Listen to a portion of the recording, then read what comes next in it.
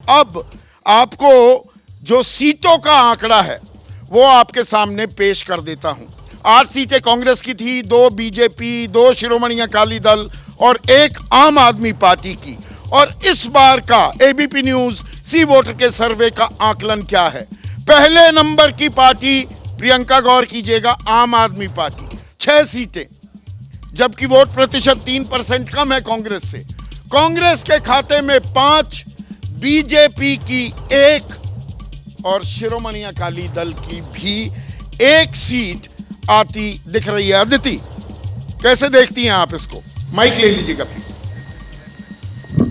ये जो आंकड़े हैं ये उस संदर्भ में हैं जबकि अलायंस अभी तक नहीं हुआ है। नेचुरली आपका ओपिनियन पोल है, और अगर यही स्थिति रहती है तो मुझे लगता है कि ये आंकड़ा जो आप दिखा रहे हैं इसके बहुत नज़दीक होने वाला है। उसका बहुत सिंपल सा लॉजिक यही है कि अकाली और बीजेपी ये पार्टी सबसे पहले तो पिछले असेंबली इलेक्शंस में पहली बार अकेले लड़ी पूरी अपनी हिस्ट्री में। 1997 से उनका गठबंधन चला आ रहा था, और इतना स्ट्रॉन्ग गठबंधन था कि 1997 में तो 93 सीट्स पाई थी इन्होंने, जब इन्होंने पहली बार गठबंधन किया था स्टेट इलेक्शंस के लिए।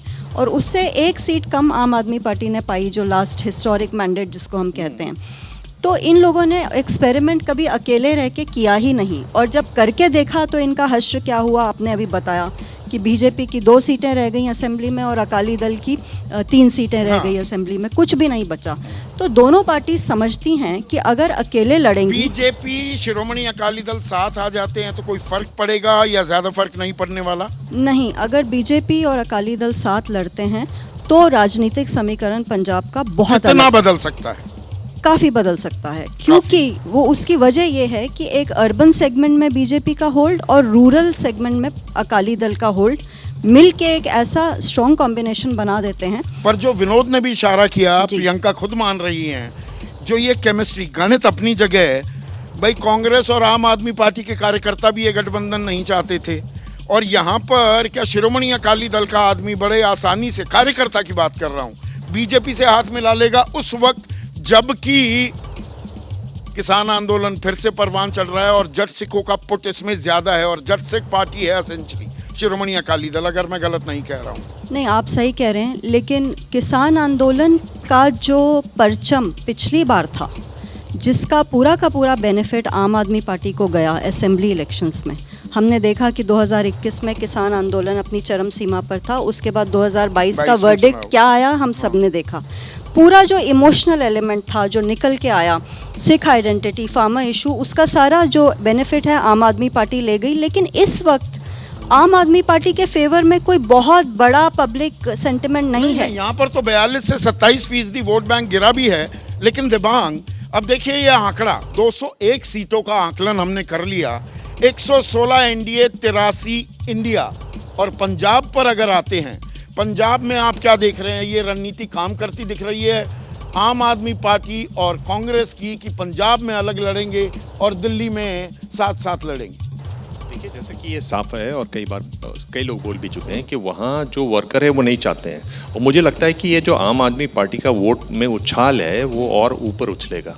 और ये उनकी स्ट्रेटजी इस बार सही लग रही है कि वो इस बार केजरीवाल को नहीं आगे कर रहे हैं वहाँ पर। वो पंजाब में जब जब केजरीवाल को आगे करते हैं तो विपक्षी भी बोलते हैं, वहाँ पर जो वोटर्स हैं उनको भी ये लगता है कि ये क्या कर रहे हैं इन लोग। तो इस बार पूरा जो रणनीति है वो मुख्यमंत्री मान के इर्द गिर्द ही बुनी गई है, वही उसका चेहरा रहेंगे।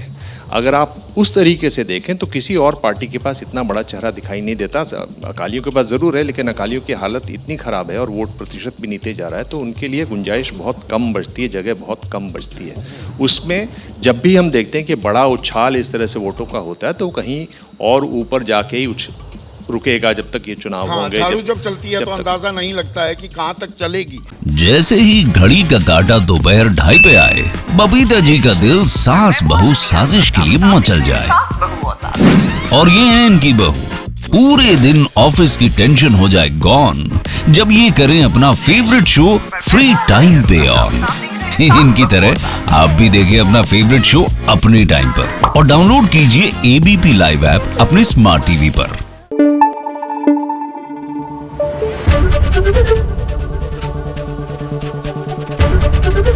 एबीपी न्यूज आपको रखे आगे।